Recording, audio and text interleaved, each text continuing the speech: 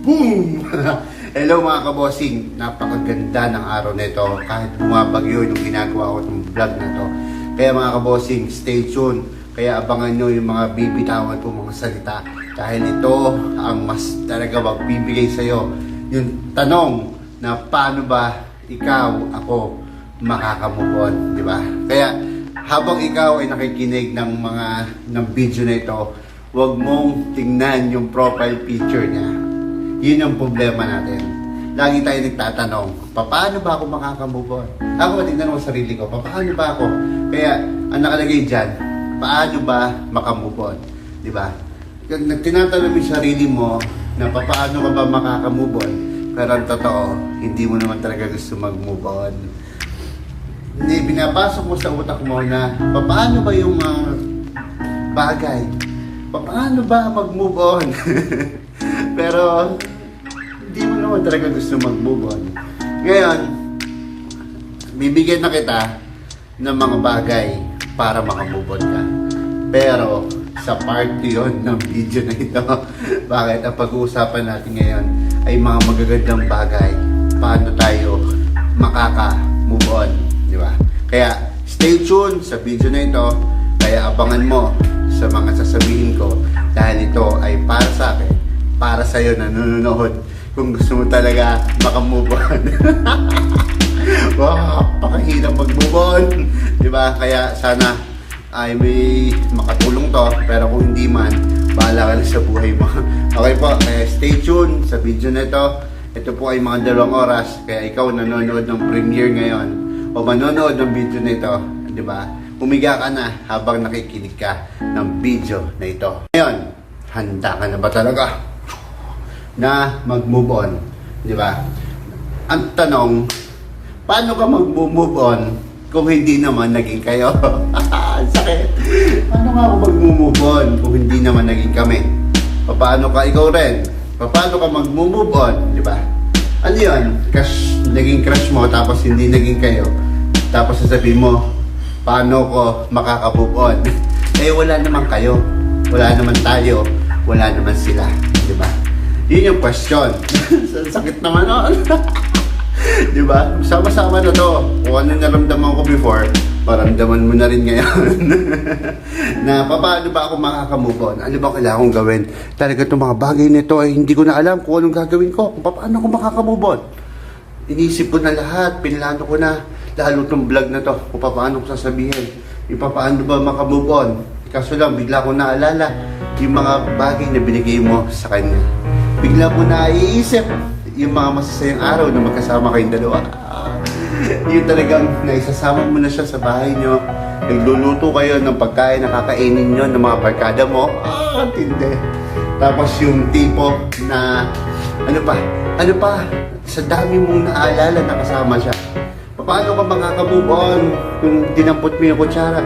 Bigla mong maalala na sinubuan ka niya. O sinubuan mo siya ng pagkain ng dalawa. Paano ka makaka-move on nung panahon na umuulan ay magkatawagan kayong dalawa? Ay bigla umulan. Di naalala mo na naman siya. Nung sinali mo yung ketchup sa iyong plato, naalala mo na naman siya. Paano ka makaka-move on na? Diba? Paano mo gagawin na mag-move on? Ano ba? Lalakad na lang ako lagi para maka-move on ako? O paano ba? Kaya napakahirap na tanong. Pero itong tanong na to ay tanong na rin sa akin.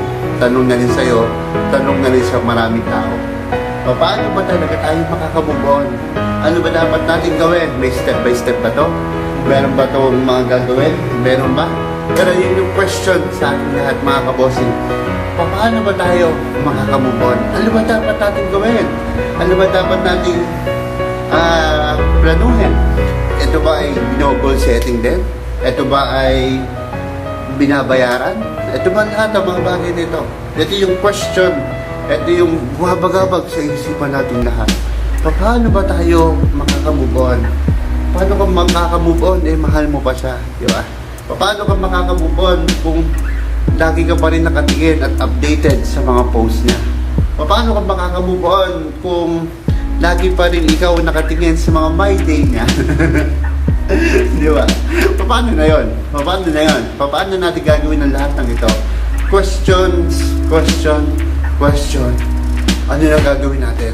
Paano na ang lahat ng ito? Lalo nung ikaw ay nangangarap, lalo nung ikaw ay nagpaplano sa sarili mo, na kapag kayo ay nagkasamang dalawa, ito yung mangyayari, ito yung plano mo, ito yung mga bibilin mo, gusto mo magta-travel kayo dalawa, gusto mo ganito, ganyan. Pero doon na papasok yung paano kung unang hindi naging kayo nung crush mo. Hindi naging kami nung crush ko. Paano yung tipo na nagkahiwalay kayo bigla, nagkatamara na, nagkaayawa na? Yun yung tanong. Di ba? Kasi lahat ng memories meron ka. Lahat ng nasa isip mo lahat. Na plano mo na lahat. At ginawa mo lahat. Pero ang tanong, anong resulta ng lahat ng ito? Paano yung result na inaasahan mo, hindi yon ang naibigay sa'yo? Paano ka mag-move on? Paano gagawin yung paano ba hanap ka na lang ba ng iba? Paano ba magmamahal ka na lang ng iba ulit? O magkaka-crush ka na lang ulit sa iba? Yun yung question sa ating lahat na paano ba kung makaka-move on? Lalo yung ni-expect mo, hindi yun ang nangyari. Paano kapag lahat ng memories nasa cellphone mo pa? Uli, pero hindi kulong. Paano po nasa cellphone mo pa yung lahat ng memories? Paano kapag hindi mo pa dinidelete yung picture niya? Paano kapag yung picture niyo dalawa ay kada na ng taon lumalabas doon sa newsfeed mo? 1 year na pala yun, 5 years na pala yun, 3 years na pala yun, di ba? I-delete mo na. Eh hindi nga ma-delete kasi every time na i-delete mo, ang napapatay mo yung monitor. Every time na i-delete mo, nauugot mo yung saksak. Kasi hindi mo talaga ma-delete pa ang mga bagay na yun. You become, paano ba? Ako hindi ko rin alam. Kaya baka sa part 2 ng video na to, ma-share ko na sa iyo paano tayo mag-move on. Kasi ngayon, personally, inaalalahanin muna natin lahat ng memories na meron kayong dalawa. Paano ba nangyari lahat? Ano bang ginawa mong mali? Yun, ang sakit. Ano ba yung ginawa mong mali? Mali ba yung formula mo? Mali ba yung ganito? O, eto lalo, kung ikaw ay nanliligaw. Tapos, hindi naging kayo ng crush mo. Yung mga tipong kwentuhan na may humingi sa'yo ng tubig, ay humingi siya ng tubig na malamig sa'yo. Hindi ko ito makakalimutan. Humingi siya ng tubig na malamig sa'yo. Ang ginawa mo, pinaypayan mo para lumamig. Ibig sabihin, lahat na ng effort mo, binuhos mo, lahat ng pag-ibig mo, lahat ng galaw. Ganon. Ginawa mo na. Pero, hindi pa rin lumamig yung tubig. At wala ka na-serve sa kanya. At bigla na lang may dadating. May dumating na may dala ng yelo, nilagay doon sa tubig, sa baso na may tubig. At yun na na-serve. Yun ang pinili niya. Your effort, your money, your time, everything, binuhos mo. Pero the question is, anong naging resulta ng lahat ng ito? The question is, bakit ganun na nangyari? May kulang ba? O nagkulang ba ikaw? Mali ba yung formula na ginamit mo? Nag-effort ka naman, di ba? Pero, bakit ganun? Oh, sakit. Boom! Di ba? Kaya, bibigyan ko kayo sa susunod na video kung paano ba tayo mag-move on. Mali mo, PHL lang pala yun para maka-move on ka. Kasi, alam ko, maaaring dinadaan lang natin sa biro. Pero, ngayon, mahal mo pa rin siya. Ngayon, alam ko, gusto mo pa rin siya. Alam ko, ngayon, inaalala mo pa rin yung mga effort mo. Inaalala mo pa rin yung mga ginawa niyong dalawa kayo namasyal, kayo kumain sa labas, pinakilala mo siya sa iyong mga tropa, pinakilala mo siya sa iyong lahat ng pwede mo ipakilala. Pero magkaibigan lang pala kayo ng time na yun. O, pinakilala mo siya na kayo, pero ngayon, sino na siya sa'yo?